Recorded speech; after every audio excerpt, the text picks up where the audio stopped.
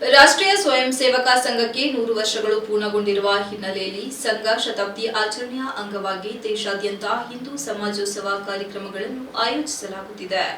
ಇದರ ಮುಖ್ಯ ಉದ್ದೇಶ ಹಿಂದೂ ಸಮಾಜದ ಏಕತೆ, ಸಾಮೂಹಿಕ ಪರಿವರ್ತನೆ ಹಾಗೂ ಧಾರ್ಮಿಕ ರಾಷ್ಟ್ರೀಯ ಪ್ರಜ್ಞೆಯನ್ನು ಬಲಪಡಿಸುವುದಾಗಿದೆ ಎಂದು ಹಿಂದೂ ಸಮಾಜೋತ್ಸವ ಸಮಿತಿ ಅಧ್ಯಕ್ಷ ರೇಣುಕುಮಾರ್ ಹೇಳಿದರು. ಪತ್ರಿಕಾಗೋಷ್ಠಿಯಲ್ಲಿ ಮಾತನಾಡಿದ ಅವರು, ದೇಶಾದ್ಯಂತ ಏಕಕಾಲದಲ್ಲಿ ಈ ಕಾರ್ಯಕ್ರಮವನ್ನು ಹಮ್ಮಿಕೊಳ್ಳಲಾಗುತ್ತಿದ್ದು, ಇದೇ ಸರಣಿಯಲ್ಲಿ ಬೇಲೂರು ತಾಲೂಕಿನಾದ್ಯಂತ ಹಿಂದೂ ಸಮಾಜೋತ್ಸವವನ್ನು ಆಯೋಜಿಸಲಾಗಿದೆ. ಇದರ ಅಂಗವಾಗಿ ಜನವರಿ 26ರಂದು ಬೇಲೂರಿನಲ್ಲಿ ಭವ್ಯ ಹಿಂದೂ ಸಮಾಜೋತ್ಸವ ಕಾರ್ಯಕ್ರಮವನ್ನು ಸಾವಿರಾರು ಜನರ ಭಾಗವಹಿಸುವಿಕೆಯಿಂದ ನಡೆಸಲು ನಿರ್ಧರಿಸಲಾಗಿದೆ ಎಂದು ತಿಳಿಸಿದರು. ಕಾರ್ಯಕ್ರಮದಲ್ಲಿ ಸ್ಥಳೀಯ ಸ್ವಾಮೀಜಿಗಳ ಉಪದೇಶ, ಧಾರ್ಮಿಕ ಸಾಂಸ್ಕೃತಿಕ ಕಾರ್ಯಕ್ರಮಗಳು ನಡೆಯಲಿವೆ.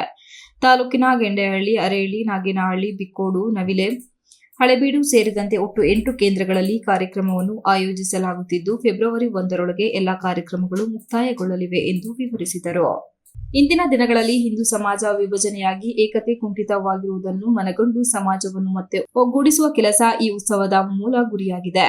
ಎಲ್ಲಾ ಜಾತಿ ಮತಗಳನ್ನು ಒಂದೇ ವೇದಿಕೆಗೆ ತರಬೇಕು, ಜಾತಿ ಭೇದ ಕಡಿಮೆ ಮಾಡಿ ಸಾಮರಸ್ಯವನ್ನು ಕಾಪಾಡಬೇಕು ಎಂಬ ಉದ್ದೇಶದಿಂದ ಈ ಕಾರ್ಯಕ್ರಮವನ್ನು ಹಮ್ಮಿಕೊಳ್ಳಲಾಗಿದೆ. ಮಹಿಳೆಯರು, ಯುವಕರು ಸೇರಿದಂತೆ ಎಲ್ಲಾ ವರ್ಗದ ಜನರು ಭಾಗವಹಿಸುವಂತೆ ವಿನಂತಿಸಿದ ಅವರು, ಕಾರ್ಯಕ್ರಮದ ಅಂಗವಾಗಿ ಶೋಭಾಯಾತ್ರೆ, ಸ್ಥಳೀಯ ಕಲೆ ಹಾಗೂ ಕಲಾವಿದರಿಗೆ ಪ್ರಾತಿನಿಧ್ಯ ನೀಡುವ ಸಾಂಸ್ಕೃತಿಕ ಕಾರ್ಯಕ್ರಮಗಳು ನಡೆಯಲಿವೆ.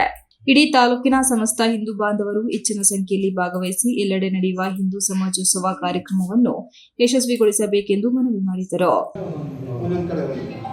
24ನೇ ತಾರೀಕು ಗೆಂಡೆಹಳ್ಳಿನಲ್ಲಿ, 19ನೇ ತಾರೀಕು ಅರೇಹಳ್ಳಿನಲ್ಲಿ, 1ನೇ ತಾರೀಕು ನಾಗೇನಹಳ್ಳಿಯಲ್ಲಿ,